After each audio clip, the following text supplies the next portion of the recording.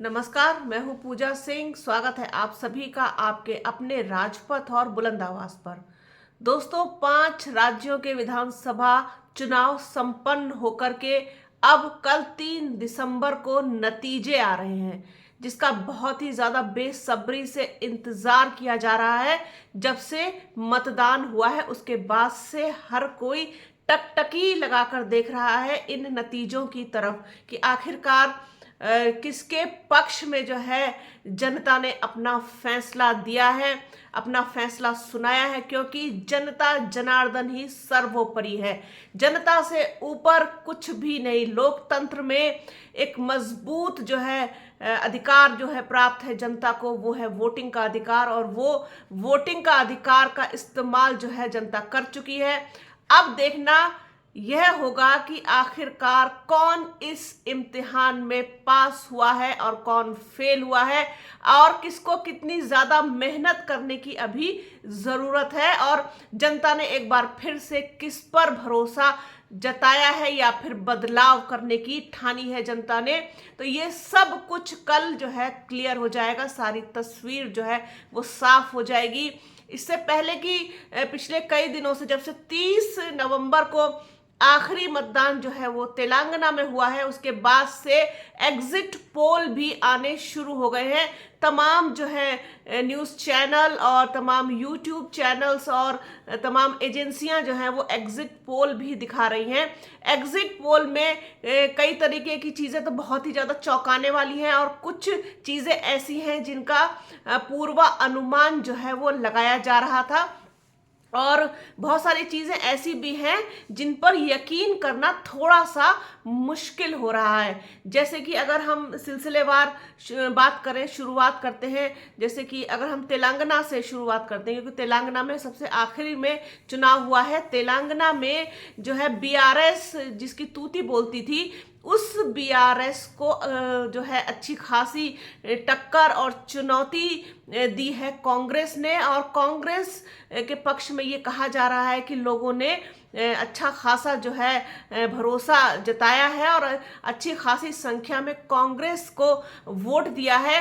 यूं कहें कि सुनामी आई है कांग्रेस की अगर, तो ये गलत नहीं होगा। कांग्रेस की एक लहर चली तेलंगाना में, एक बदलाव की बात हुई। ये बहुत ज्यादा जो है नोटिस करने वाली बात है, और इस पर आगे चर्चा भी होनी चाहिए। क्योंकि जिस तरीके से तेलंगाना में और जहां हैदराबाद है वहां पर कांग्रेस की इस तरीके से आंधी चलना, जो कि ये कहा जाता है कि ओवैसी का जो है गढ़ है, ओवैसी का क्षेत्र है, और वहाँ पर ओवैसी जो है वो अच्छे खासे सक्रिय रहते हैं। उसके बाद भी लोगों ने भरोसा जता दिया है कांग्रेस पर, ऐसा जो है एग्जिट पोल बता रहे हैं। ऐसा बहुत सारे लोग जिनसे बातचीत की गई, जिनसे कंसल्ट किया गया, और बहुत सारे जो सीनियर जर्नलिस्ट हैं उनका भी यही कहना है कि तेलंगाना में बहुत ही ज़्यादा चौंकाने वाला जो है नतीजा सामने आ सकता है, जहां पर भारतीय जनता पार्टी को और बीआरएस को,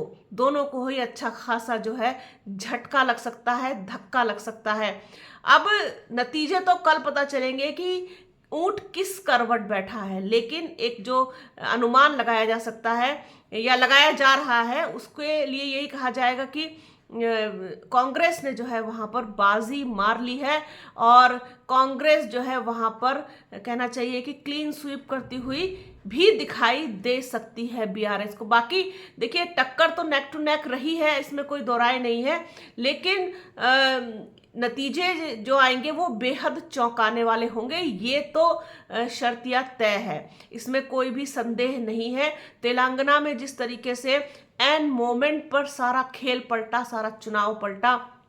हालांकि चर्चा तो इस बात की हो रही है कि वहां पर बीएसपी ने भी जो है वो काफी अच्छा प्रदर्शन किया है, लेकिन टक्कर जो है वो दो ही पार्टियों में वहां दिखाई दी, क्योंकि बीजेपी के लिए वैसे भी वहां करने के लिए कुछ खास था नहीं।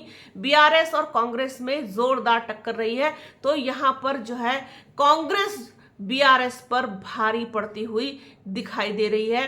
अब दूसरी बात करते हैं हम लोग मध्य प्रदेश की। मध्य प्रदेश में भी जिस तरीके से चर्चा रही है कि कांग्रेस वहां पर आती हुई दिखाई दे रही है, कांग्रेस वापसी कर सकती है इस बार के चुनाव में। हालांकि कुछ चीज़ें ऐसी हुई बीच में, खासतौर पर एक प्रतिष्ठित चैनल ने एक ऐसा सर्वे दिखाया जिसमें जो है बीजेपी को बढ़त दिखाई और बीजेपी की सरकार आती हुई दिखाई दी। हालांकि एक वो पूरा टोटल फर्जी सा वीडियो था, वो वायरल भी हुआ। उसके बाद उनकी जो पूरी जो ये एक उनका जो षड्यंत्र था उसका खुलासा हो गया और वो चीज़ें सामने आ गई। मध्य प्रदेश में बीएसपी ने भी काफ़ी अच्छा प्रदर्शन किया है और ठीक ठाक सीटें, मतलब पिछली बार से 2-4 सीटें फालतू मिल सकती हैं बीएसपी को भी, लेकिन जो फाइट रही है वहां पर वो फाइट रही है बीजेपी और कांग्रेस के बीच में, जिसमें कांग्रेस जो है वो अपर हैंड उसका दिखाई दे रहा है। कांग्रेस की ज़्यादा सीटें मध्य प्रदेश में आएंगी और कांग्रेस जो है वहाँ सरकार बनाएगी। भारतीय जनता पार्टी की तरफ से दावे तो लगातार हो रहे हैं कि हम वापस आ रहे हैं और एक बार फिर से शिवराज सिंह चौहान की वहाँ सरकार बनेगी और बीजेपी आएगी, लेकिन जिस तरीके से पिछला पूरा रिकॉर्ड रहा है बीजेपी का आदिवासियों के प्रति और दलितों के प्रति, वो कहीं ना कहीं बड़ा फैक्टर जो है इस चीज़ में साबित हुआ है। और पूरी कोशिश की गई शिवराज सिंह चौहान की तरफ से, बीजेपी की तरफ से, जिस तरीके से प्रधानमंत्री नरेंद्र मोदी ने भी वहाँ अपनी पूरी ताकत झोंकी, रैलियां की और उत्तर प्रदेश से योगी आदित्यनाथ को भी वहाँ ले जाया गया। उसके बाद भी जो है मुझे नहीं लगता कि ये फैक्टर जो है वहाँ पर काम किया। साथ ही साथ इनका जो एक मेन हथियार है जिसको कहते हैं हिंदू मुस्लिम फैक्टर, वो भी उन्होंने वहाँ चलाने की कोशिश की, लेकिन वो कामयाब होता हुआ दिखाई नहीं दिया। लाडली बहन वाली जो योजना है एमपी सरकार की, उसको भी उन्होंने एंड टाइम तक आचार संहिता लगने के बाद तक भी उसको एक्टिव किया और बहुत सारे महिलाओं के खाते में पैसे भी ट्रांसफर किए गए, जो कि गैर कानूनी है। चुनाव आयोग को इसका संज्ञान लेना चाहिए था, लेकिन चुनाव आयोग जो है वो किसके इशारे पर काम करता है और जहां उसको काम करना चाहिए वहां वो चुप्पी साध के बैठता है और जहां पर उसको जो है कोई दखलंदाजी नहीं करनी चाहिए वो बेकार की बातों को लेकर के। खैर, ये तो चुनाव आयोग का जो है पहले से ही रवैया रहा है। तो ये है कि एमपी में भरपूर कोशिश की भारतीय जनता पार्टी ने, लेकिन वहां पर जो है मजबूत स्थिति में कांग्रेस दिखाई दे रही है। कांग्रेस वहां सरकार बना सकती है, ठीक ठाक सीटें मिलने की उम्मीद है। अब अगर बात करें राजस्थान की, तो राजस्थान में जिस तरीके से कांग्रेस की सरकार आती हुई बता रहे हैं एग्जिट पोल और तमाम यूट्यूब चैनल्स, वहां पर मुझे थोड़ा सा डाउट है, क्योंकि यहाँ पर देखिए नेक टू नेक फाइट रही है कांग्रेस और बीजेपी के बीच में, जिसमें मुझे बीजेपी का पलड़ा थोड़ा भारी दिखाई देता है। इसकी 2 वजह है। एक तो बीजेपी डेफिनेटली वहाँ ग्राउंड रूट पर काफ़ी जो है मजबूत है। दूसरी चीज़ ये है कि वहाँ का एक रिवाज रहा है, एक रिवायत रही है कि हर 5 साल बाद वहाँ की जनता सरकार बदल देती है। तो गहलोत सरकार को हो सकता है झटका लगे, वहाँ पर जो है सीटें बीजेपी की ज़्यादा आए, या फिर अगर कांग्रेस बिल्कुल नेक टू नेक पर आके फंसती है, मामला बिल्कुल बराबरी पर आकर फंसता है, तो हो सकता है कि किसी दूसरे की, किसी अन्य की मदद वहाँ सरकार बनाने में लेनी पड़े। वो बीएसपी भी हो सकती है, वो निर्दलीय भी हो सकते हैं, वो दूसरी पार्टियों के लोग भी हो सकते हैं। तो ये चीज़ है, मुझे राजस्थान में बहुत टाइट फाइट दिखाई देती है। हालांकि जो राजस्थान में एंटी इनकम्पेंसी की जो बात थी वो गहलोत सरकार के खिलाफ नहीं थी।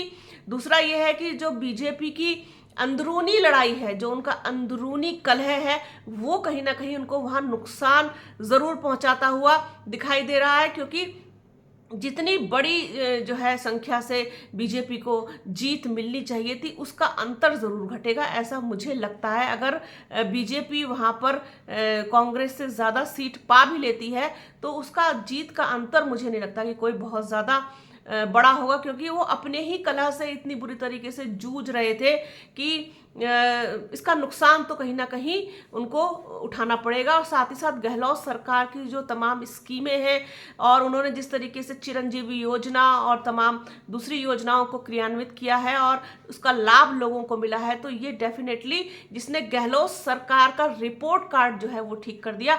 अगर ऐसा होता है कि जनता दोबारा से गहलोत सरकार को वापस लेकर के आती है या उसने गहलोत सरकार के पक्ष में यानी कांग्रेस के पक्ष में मतदान किया होगा, तो ये बहुत ही ज्यादा आश्चर्यजनक और हैरान कर देने वाली बात होगी और ये इतिहास को भी बदल देगा ये चीज होगी। हालांकि मुझे यहाँ पर बहुत ज्यादा टफ फाइट दिखाई देती है दोनों के बीच में, और अब देखना ये होगा कि जीत किसकी झोली में जाके गिरेगी और जनता ने किसको सिर माथे पर बिठाया है, जनता ने किसको जनादेश दिया है और एक बार फिर से राज्य की सेवा करने का मौका बीजेपी को दिया है या कांग्रेस को दिया है, वो सब कुछ कल जो है वो पता चल जाएगा।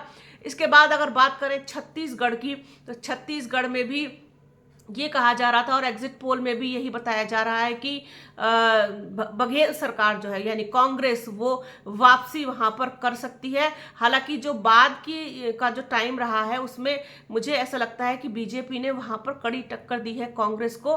कांग्रेस के लिए थोड़ी मुश्किलें शायद वहां हो सकती हैं, लेकिन फिर भी यही कहा जाएगा कि कुछ भी करके, चाहे जैसे भी करके, दूसरे से मदद लेके या फिर किसी दूसरे लोगों को शामिल करा करके वो बघेल सरकार जो है फिर से वापसी कर लेगी और भूपेश बघेल एक बार फिर से वहां सरकार बनाने में कामयाब हो सकते हैं। जैसा कि बता रहे हैं लोग कि एकदम क्लीन स्वीप करके आ रही है और क्लियर आ रही है, तो ऐसे में मुझे थोड़ा सा डाउट है क्योंकि बहुत ज़्यादा टफ फाइट बीजेपी ने भी वहां पर दी है कांग्रेस को और उतना आसान जो है शायद कांग्रेस के लिए नहीं रहेगा इस बार का छत्तीसगढ़ में। हालांकि मुझे थोड़ा सा इसमें संदेह इसलिए लग रहा है क्योंकि आएंगे ही तो ये कांग्रेस ही आएगी, बघेल जो है वापसी कर सकते हैं किसी भी तरीके से, चाहे वो करें। छत्तीसगढ़ में कांग्रेस की सरकार जो है वो आती हुई दिखाई दे रही है। इसके बाद बचता है मिजोरम, तो मिजोरम में ना तो बीजेपी के करने लायक जैसा कुछ था ना कांग्रेस के, वहां पर अपने ही क्षेत्रीय दल हैं, तो वहां पर भी जिस तरीके से बीजेपी के सहयोगी दल के साथ सरकार बनी थी पिछली बार, तो वो भी इस बार आता हुआ दिखाई नहीं दे रहा है। तो अगर ऐसा होता है कि इन 5 राज्यों में से अगर 4 राज्य बीजेपी के हाथ से निकलते हैं तो ये एक बड़ी हार होगी बीजेपी की, जो दशा और दिशा दोनों तय कर देगी 2024 के लोकसभा चुनाव के लिए। अगर कांग्रेस सिर्फ तेलंगाना में या छत्तीसगढ़ में वापसी करती है तो मामला 50-50 हो जाएगा। फिर ये कहना जो है कठिन नहीं होगा कि एक बार फिर से जनता जो है चाहती है कि प्रधानमंत्री नरेंद्र मोदी वापसी करें और वो एक बार फिर से देश के प्रधानमंत्री बने और भारतीय जनता पार्टी की सरकार बने। अगर उनके हाथ सिर्फ राजस्थान लगता है और बाकी 4 राज्य निकल जाते हैं तो आप ये समझ लीजिए ये तय है कि 2024 में भारतीय जनता पार्टी का सुपड़ा साफ करने के लिए तैयार बैठी है जनता और अपना मन बना चुकी है। मैं हमेशा से ही एक चीज कहती हूं और हमेशा से इस बात को मैं बार बार इसीलिए रिपीट करती हूं कि जनता जनार्दन ही सब कुछ है, बाकी एंड मोमेंट तक इलेक्शन बदलता है, चुनाव बदलता है, किसके पक्ष में जाएगा, किसके, रातों रात सब कुछ बदल जाता है। मैं वोट डालने जा रही हूँ, मेरे मन में एक खाका बना हुआ है कि मुझे इसको देना है, वहां जाते जाते मेरे मन में आया कि नहीं यार इसको नहीं देते, इसको दे देते, तो वो सारी चीजें भी होती है, बहुत सारी चीजें एंड मोमेंट पर बदलती हैं। तो ये कहना पहले से ही कि जिस तरीके से एक हवा बना रखी है यूट्यूबर्स ने, खासतौर पर हम खुद यूट्यूबर्स हैं, लेकिन उसके बाद भी हमें ये कहने में जरा भी गुरेज नहीं है कि इतनी बड़े हवाई किले मत बनाइए कि जिससे बाद में बहुत ज्यादा तकलीफ हो, क्योंकि व्यूवर्स भी कहीं ना कहीं बहुत सारी उम्मीदें लगा करके बैठते हैं कि आप उन्हें सच बता रहे होंगे, सच सुना रहे होंगे और सच दिखा रहे होंगे। जब आप ही अपनी जिम्मेदारी से भागेंगे तो फिर गोदी मीडिया में और आप में क्या ही अंतर रह जाएगा। तो सच दिखाइए, सच बताइए। इस तरीके से हवाई किले बना देना ये कोई बहुत जो है अच्छी पत्रकारिता की निशानी नहीं है। तो जो कुछ भी होगा वो कल पता चल जाएगा जनता ने किसको चुना है, किसको वोट दिया है, किसके पक्ष में वोट किया है, किसके पक्ष में मतदान किया है और जनता किसको चाहती है कि इनकी सरकार बने। तो ये सारी चीजें जो हैं वो कल यानी 3 दिसंबर को क्लियर हो जाएंगी। तो जो कुछ भी आज छोटा सा एनालिसिस था अपने दर्शकों के साथ उसको शेयर किया। कल भी जैसे जैसे जो भी नतीजे आएंगे जिस तरीके से आप लोगों के साथ उसको भी साझा करेंगे। तो बने रहिए राजपथ और बुलंद आवाज के साथ। हमारे चैनल को लाइक कीजिए, शेयर कीजिए, सब्सक्राइब कीजिए, बेल आइकन जरूर दबाइएगा, वीडियो को ज्यादा से ज्यादा शेयर कीजिएगा और अंत तक पूरा जरूर देखिएगा। अपना और अपनों का बहुत ख्याल रखिए। जल्द मिलूंगी आपसे एक नए वीडियो में एक नए मुद्दे के साथ। तब तक के लिए जय हिंद।